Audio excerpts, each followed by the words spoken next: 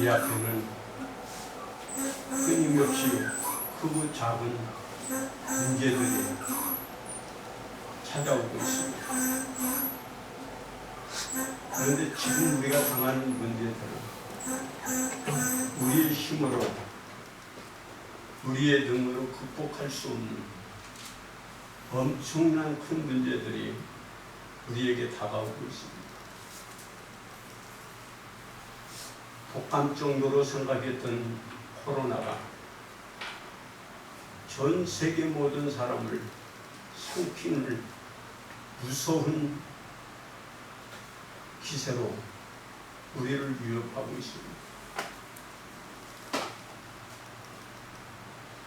그러면서 경제적으로는 엄청난 큰 고통을 당하고 있습니다. 청년의 일자리는 매우 심각합니다. 아예 직장을 포기하고 알바를 하면서 보내며 결혼도 포기하고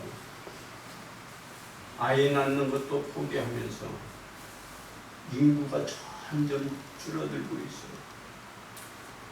작년 통계에 의하면 인구 증가율이 0.51%랍니다. 1%도 안 돼요. 그러면서 부동산은 폭등을 하고 있습니다. 신종 코로나로 인하여 전 세계 경제는 완전히 혼돈밭을 치고 있어요. 1930년 대공황 이후 휴약을 지금 이루고 있다고 해요. 그래도 한국은 선전하고 있다고 하는데 마이너스 3.3%입니다. 특히 미국 같은 경우는 2분기 경제 성장률이 마이너스 32.9%예요. 좀 튼튼하고 좀 안전하다고 했던 독일까지도 마이너스 12%를 오르락 내려가고 있습니다. 뿐만 아닙니다. 그러면서 이제 3차 혁명을, 산업혁명을 기반으로 한 정보통신의 발달로 인공지능과 결합하여 자동화가 서서히 우리의 생활에 가까이 와서 우리는 이제 어떻게 그 문제를 받아들이냐 하는 위기 속에 있어요. 여러분, 점점 이렇게 큰 태산 같은 문제들을 어떻게 대처하고 이겨나갈 수 있을까요? 오늘날의 모습을 가장 잘 표현한 것이 인터스텔라라는 영화일 거예요. 세계 각국의 정부가 모든 경제가 완전히 무너지고 말았어요. 환경 문제로 인하여 식량 부족을 가져왔고, 그리고 전 세계를 지킨다는 나사도 해체되고 말았습니다. 이런 불가사의한 팀 속에서 남은 자들이 인류를 구해야 한다는 사명을 가지고 우주를 찾아 개발해 나갑니다. 거기에 물로 덮인 행성을 발견했어요. 그 행성에 도착했을 때는 그 불이 발목을 적시고 편안했습니다. 그런데 주인공이 뒤를 돌아보니까 저 수평선 끝에서 에베레스트 산보다도 더 엄청난 파도가 그에게 다가오고 있는 거예요. 이것이 지금 우리의 현실입니다. 점점 많은 문제들이 지금 우리에게 서서히 다가오고 있습니다. 지금 유럽에서는 폭염이 시작되어 42도를 갖추고 있다고 해요. 가장 추운 지역인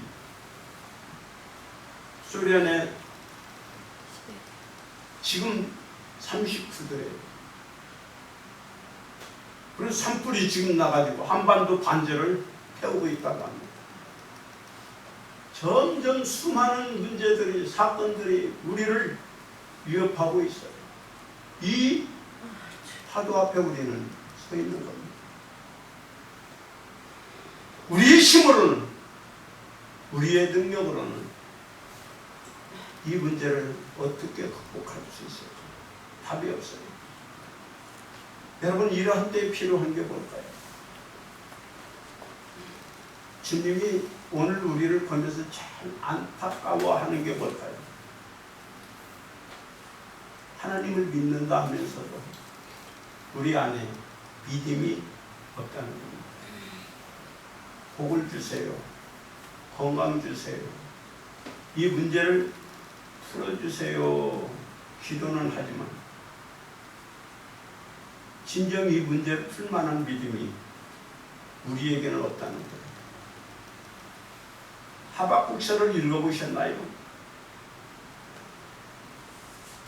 하박국은 지금 일어나고 있는 현실을 직시하면서 원망과 불평으로 가득 차 있어요. 하나님, 왜 이 세상이 이렇게 불의와 악독으로 가득 차 있고 의인이 핍박을 받고 고통을 당해야 합니다. 저 악한 자들은 왜 저렇게 잘 살고 활개를 치고 있나요? 원망과 불평으로 가득 차 있습니다. 그때 하나님은 하박국에게 이런 말씀을 해요. 그러나 의인은 믿음으로 살아라 하는 거예요. 믿음이 답이라는 겁니다. 하나님이 택하신 자들에게 오늘 우리 앞에 어떤 태산 같은 문제들이 닥쳐온다 할지라도 그걸 대처할 만한 믿음이 있다면 됩니다. 이스라엘 백성들이 애굽에서 바로의 핍박을 벗어나 출애굽을 합니다. 하나님은 노예로 모든 것을 잃고 있는 이스라엘 백성들에게 나가서 나는 바로보다 더 크단다, 바로보다 능이 있다고 하면서 10가지 재앙을 통하여 바로가 없습니다. 그리고 그들이 나오자 홍해바다 앞에서 애굽 군사와 만납니다. 하나님은 이스라엘 백성들에게 나는 바닷가도 가르고 바닷 가운데에도 길을 만드는 전능한 하나님이라는 것을 보여줘요. 그들은 광야로 들어갔습니다. 먹을 것이 없어 아우성을 칩니다.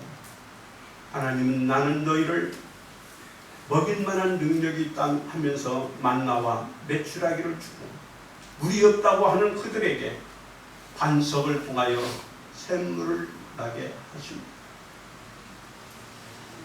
그런데 이런 전능하신 하나님을 보고 듣고 만지면서도 그들은 믿음이 없어요. 조금 힘들면 원망하고 조금 힘들면 죽겠다가 아우성 쳐요. 이들을 위해서 하나님은 40년 동안 광야에서 헤매게 그들에게 믿음을 심어줍니다. 오늘 우리 이 세상의 삶이 여러 가지로 많은 어려움도 있고 고통도 있고 환난도 있습니다. 그 가운데 하나님이 원하는 게 뭘까요?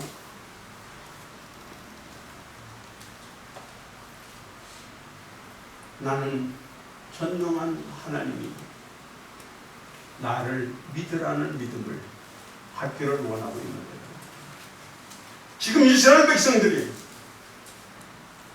광야길을 끝나고 가나안 땅 앞에 있습니다. 가나안 땅 앞에 딱 들어가려고 하는데 여리고라는 견고한 성이 있어요.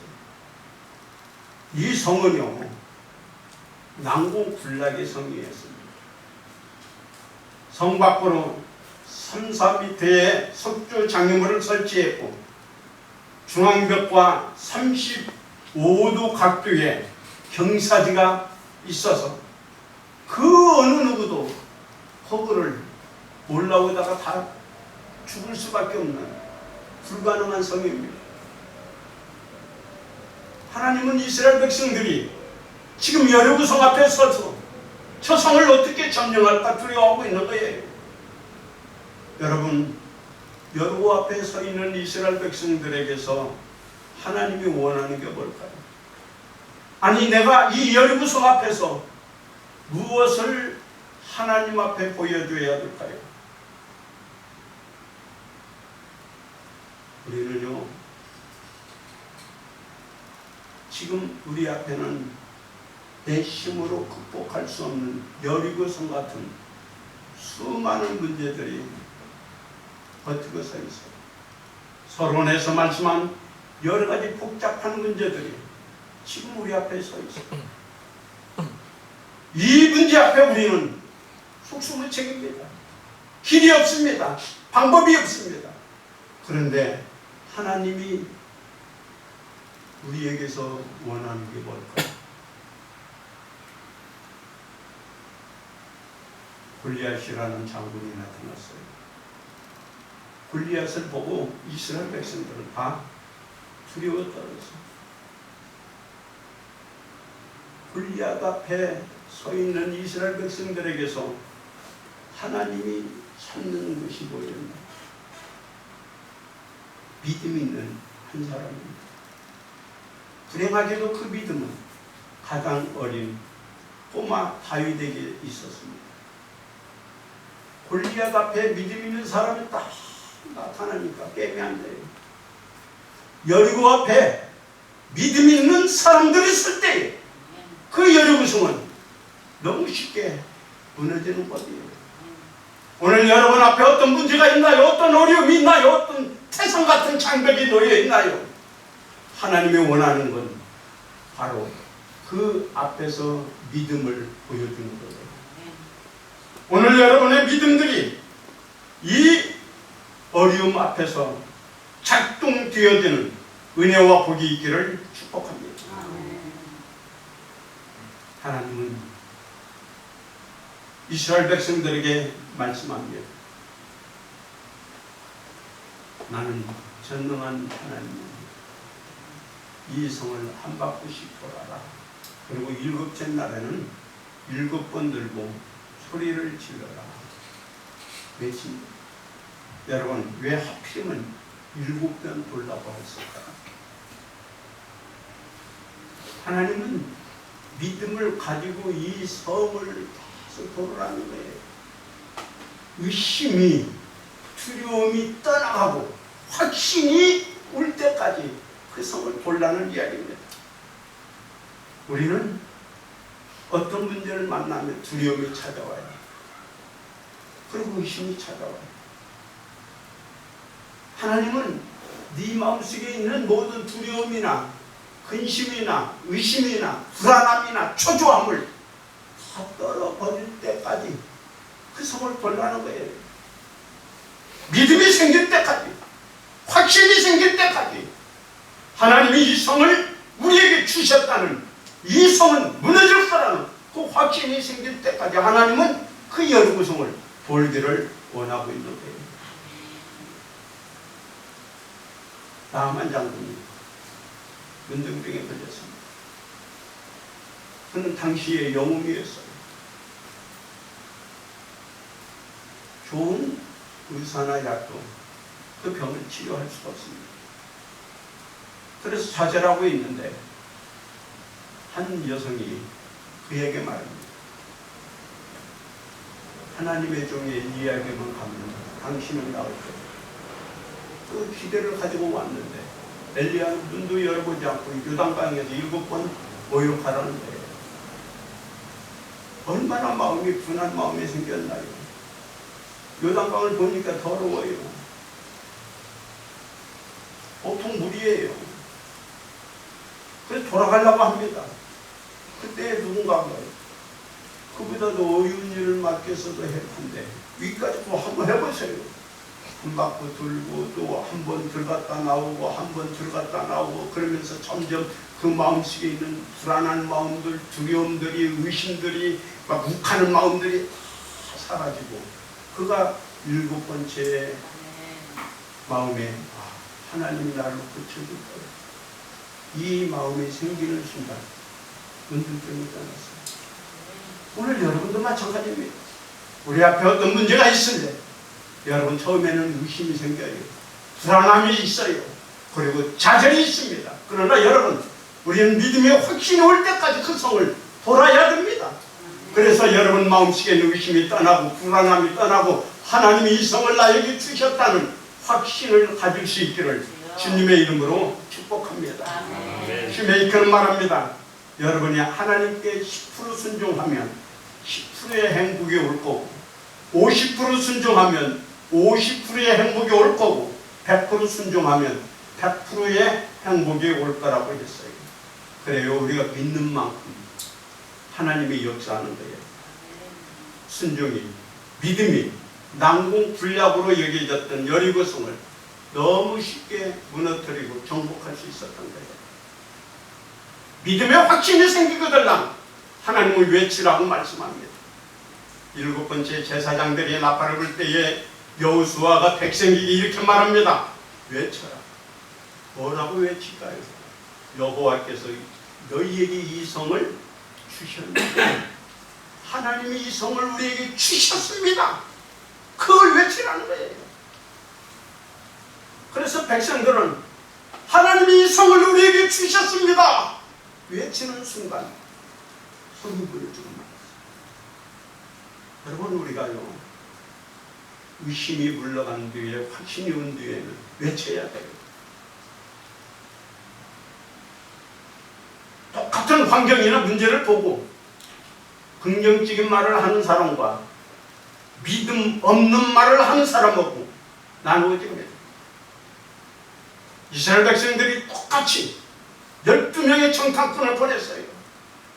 그 12명이 돌아와서 하는 보고가 똑같은 것을 보고도 한 사람은 할 수 있다고 말을 하고 한 사람은 안 됩니다. 이제 우리는 여기서 끝났습니다. 라고 말합니다.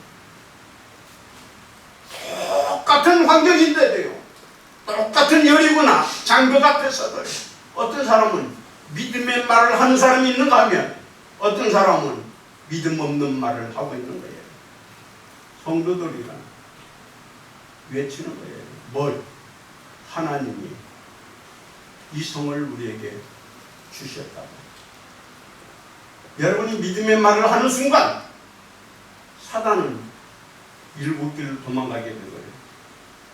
믿음의 말을 하는 순간 하나님이 일하기 시작하는 줄 믿습니다.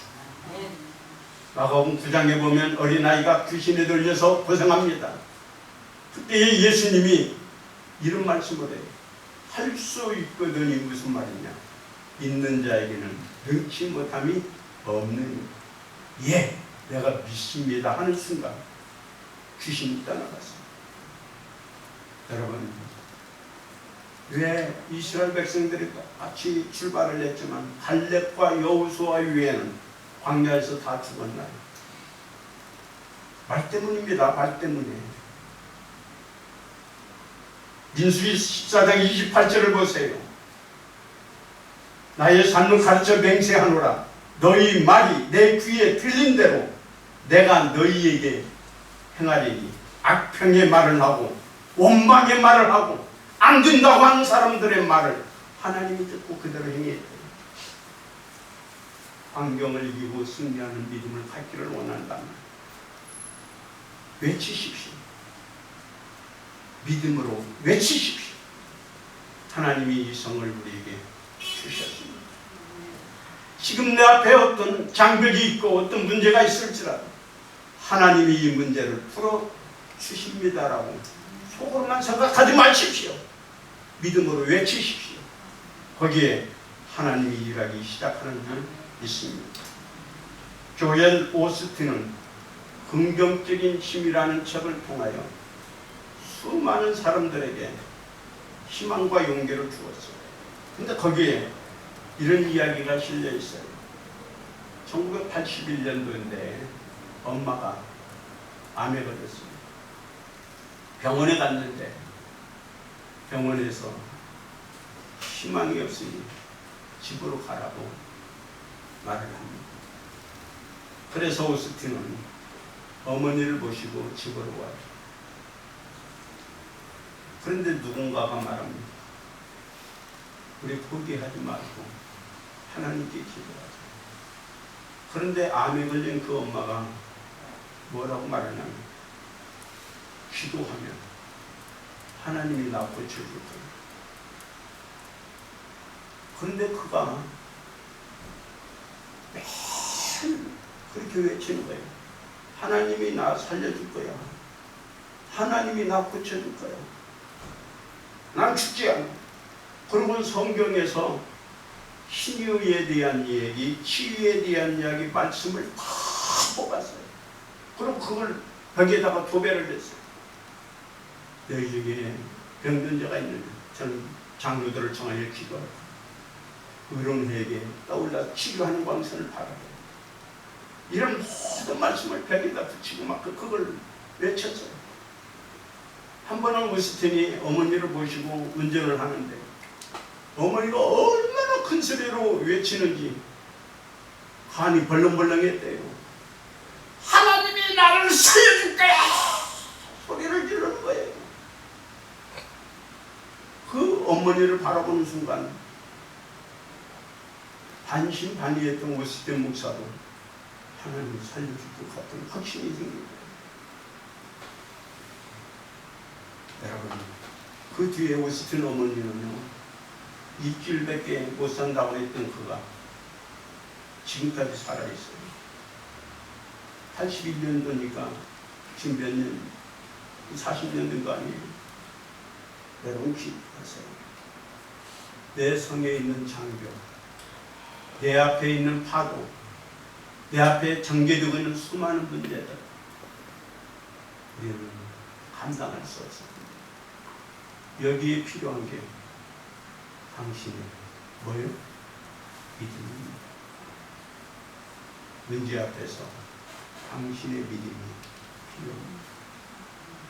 의심이 생깁니까? 확신이 올 때까지 기도하십시오. 확신이 생길 때까지 하나님 앞에 매달리십시오. 그리고 확신이 찾아오면 선포하십시오. 하나님이 나를 고쳐주셨습니다. 하나님이 이 문제를 해결해 주실 겁니다. 믿음으로 선포할 때에 거기에 하나님의 역사가 나타나리라 믿습니다. 아멘. 기도하겠습니다. 아버지 하나님, 지금 우리 앞에는 우리의 힘과 능으로 해결할 수 없는 수많은 문제들이 펼쳐지고 있고 다가오고 있습니다.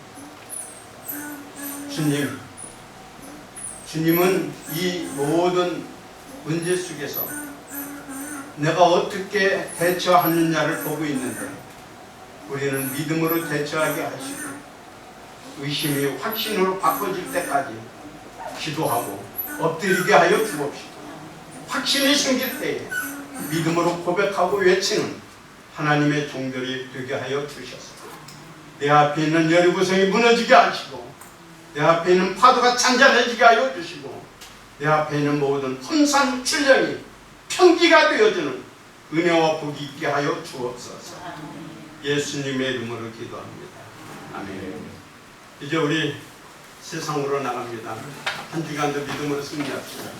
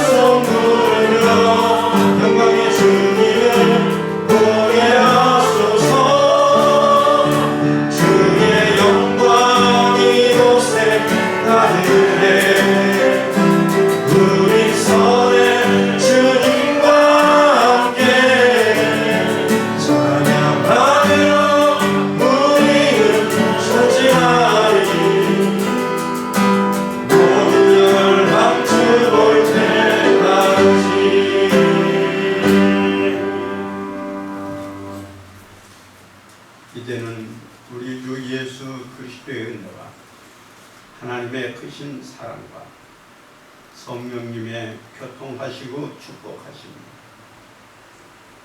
내 앞에 어떤 큰 문제들이 생기고 그것들이 나를 위협한다 할지라도 우리는 믿음으로 버티고 믿음으로 싸우고 믿음으로 싸워서 여리고성을 무너뜨리는 하나님의 능력을 이 땅에서 실현하기를 소망하며